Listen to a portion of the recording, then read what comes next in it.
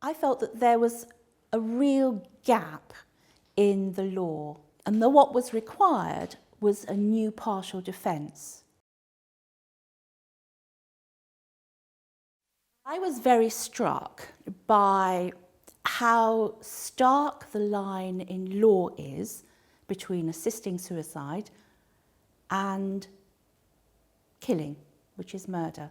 There's a very, very sharp dividing line in law. If you assist suicide, it's an offence under Section 2 of the Suicide Act, but it's very rarely prosecuted. Whereas if you kill, despite having the best of motives, it's murder and it carries a mandatory life sentence.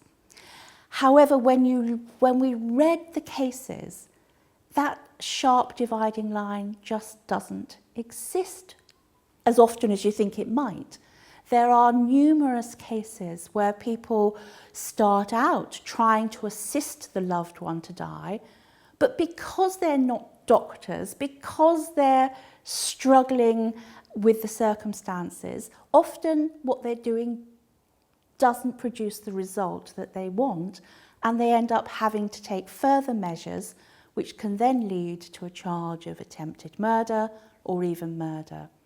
I felt that there was a real gap in the law in this instance, and that what was required was a new partial defence to those people who, through compassion, do kill their loved one to alleviate suffering. And so with a colleague, we have proposed that there be a new partial defence to murder entitled not mercy killing, which I think tends to suggest it's a sort of an act done to one person by another through pity, but through compassion, which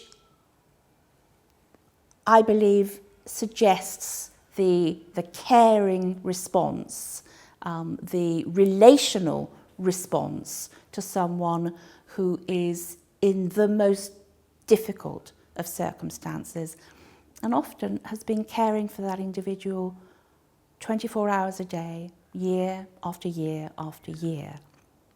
And we're failing those people at the moment.